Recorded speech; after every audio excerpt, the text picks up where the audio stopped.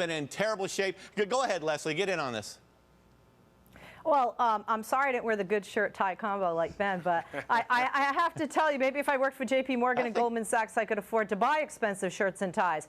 You know, you have to look at history, and history's repeating itself. We're also really having a great old party because of a great week, and we really have to chill out. We're so crazy, knee-jerk reaction, whether it's positive or negative, Americans, and especially when it comes to the market. You know, listen, I don't agree with what happened with the bailout. It's my tax dollar as well. But this is what's happened, folks, and this is where we're going. Am I saying as a liberal Democrat that I'm against all capitalism? No, and not all Democrats are. Am I also saying I'm against J.P. Morgan or Goldman Sachs turning a profit? No, but it's how they do it. And if they do it on the backs of Americans that are educated and shouldn't be worth this money, we're going to be right back where we are today.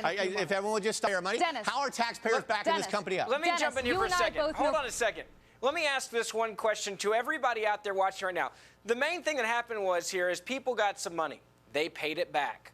They made money, and the government made money, and they made money off the interest. Bingo. When did that become wrong, and when is it bad for a company to make money? Wait, I'm all for them making money, Ben. The big difference. No, you don't like the way they're making it. You don't like the way they're making it. Somehow you're acting like it's hurting you. They're frustrated. Let me tell you why she's frustrated. Guys, you know what? We got to go one at a time because we are Julie, Leslie, Jack, and Ben. Got to tell you guys, everybody wants to fix health care, but nobody focuses yet on how to make it more efficient. How, for instance, to eliminate $700 billion a year in unnecessary medical procedures cited in the New York Times today. How to limit ridiculous jury awards for malpractice so doctors don't make dozens of unnecessary tests as a defense. A main focus so far is how badly to soak the rich to pay for it. Leslie, isn't there something wrong with this picture?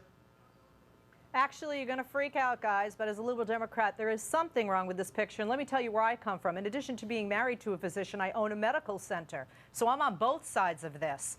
And let me tell you, health care reform is necessary, not only for the health, literally, of this country, but financially for the health of this country. The problem with this plan is it does not address, as you very well point out, Dennis, some of the problems, the litigiousness of our society. If we don't have some caps on malpractice lawsuits that cause all these unnecessary tests for doctors to keep running, the abuse of emergency room systems, the lack of prevention in our society, the overwhelmingly fat as a nation. The central problem with this, let me tell you something. There is no health care problem. I'm flattered you put me down. They want us the richest country in the world. This is not about claiming to be the richest country in the world, everyone to have health care. Please, let Jack finish. Go ahead, Great Britain does, Germany does, Australia does. The problem is that we're thinking about this as a health policy issue. It's not a health policy issue. It's a wealth redistribution issue. They are afraid to redistribute wealth through the tax code. So they do it through the health system. All right, now, Julie, if I may just toss to Julie on something. Julie, you know, Obama keeps telling us that health care, it's really important to the entire country to make health care available to the 45 million uninsured. How come only 2 million high earners are being asked to pay for this, Julie? It's Ben's turn, please, guys. Let Ben speak now. Wait, all right, let me look at today. Today was about desperation. It was the first time that I've seen this White House be desperate. You had this morning questions coming from the Congressional Budget Office. Let me finish. Let me finish. Leslie, this morning you had the media. But let him finish, Leslie. This morning you had the liberal media for the first time actually look at this and realize the numbers don't add up, and we can't pay for this, and it doesn't save any money. And that's the reason why the president canceled the White House briefing to come out and to literally bully pulpit and say, "You're wrong. It's not going to cost you more money to help control it." They're in trouble here, and Democrats know we can't afford this. But you see, he's not trying to save money. What he's trying to do is shuffle money down to the bottom 20% of the society. He's not trying to save any money. Can we just stop with the hyperbole for a second and combine conspiracy theories? Let me just say, listen.